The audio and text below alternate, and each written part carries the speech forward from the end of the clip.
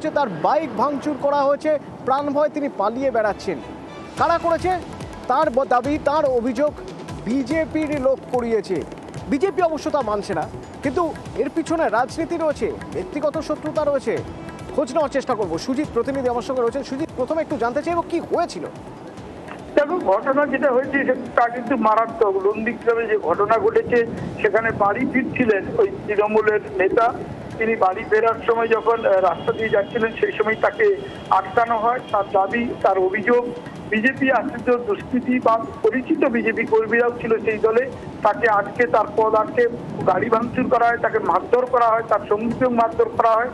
সে সময় কোন রকমের ছুটে পালিয়ে প্রাণ বাঁচান তিনি, এমনটাই তিনি পুলিশের কাছে অভিযোগ করেছেন। গোটা ঘটনার সঙ্গে বিজেপি যুক্ত বলে যখন তিনি দাবি করছেন বা তৃণমূল নেতৃত্ব, তখন বিজেপি অভিযোগ অস্বীকার করছে। কিন্তু একই সঙ্গে বিজেপি আবার পাল্টা বলছেন যে ঘটনার সঙ্গে রাজনীতির যোগ নেই। সব মিলিয়ে এই যে ঘটনা, লোকসভা ভোটের আগে আগে যেন তাপ উত্তাপ বাড়াচ্ছে সেই নন্দীগ্রামে, যেখানে কিনা পুলিশ ইতিমধ্যেই একজনকে গ্রেপ্তার করেছে বলে খবর পাওয়া যাচ্ছে এবং পুলিশের তদন্ত চলছে। রাজনীতির যেটা হয়ে থাকে নন্দীগ্রামের ক্ষেত্রে বেশি করে, সেখানে তৃণমূল বিজেপি চাপানুতরও চলছে। আর বিজেপি অভিযোগ করছে পুলিশ বিজেপি নেতার বাড়িতে গিয়ে তাকে গ্রেপ্তার করার সময় বাড়িতে হামলা চালিয়েছে। এই যে বিষয়, সবটাই কিন্তু ঘটনাস্থল নন্দীগ্রাম, আর সেখানেই চলছে এই চাপানুতর, পুলিশি তদন্ত চলছে এবং ক্ষোভ বিক্ষোভ রয়েছে। ধন্যবাদ, ধন্যবাদ। হঠাৎ 4-5 জন হঠাৎ চলে আসে, প্রথমে বিজেপি দুষ্কৃতী, তার সঙ্গে সঙ্গে আরও অনেকে চলে আসে, এসে অতর্কিত আক্রমণ, কোনো কথা নেই, কিলচর ঘুষি গাড়ি থেকে তুলে এনে মানে সঙ্গে সঙ্গে আমাকে নিচে ফেলে দিল। আমি এমনি অসুস্থ মানুষ, তারপরে গাড়িটা চোখের সামনে ভেঙে দিল।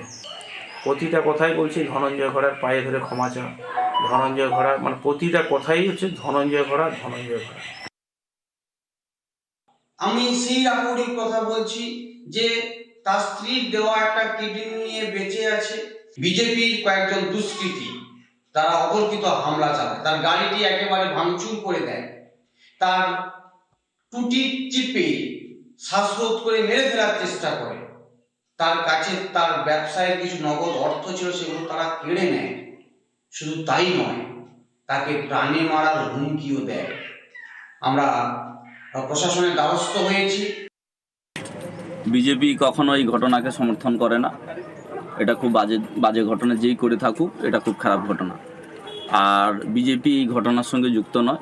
মাল খাওয়াকে কেন্দ্র করে একটা বচসা হয়, সেই বচসা থেকে এই গণ্ডগোলের সূত্রপাত। প্রশাসনিকভাবে তদন্ত করে তার নিশ্চয়ই অপরাধীদের শাস্তির ব্যবস্থা করুক, সেটা আমরাও চাই।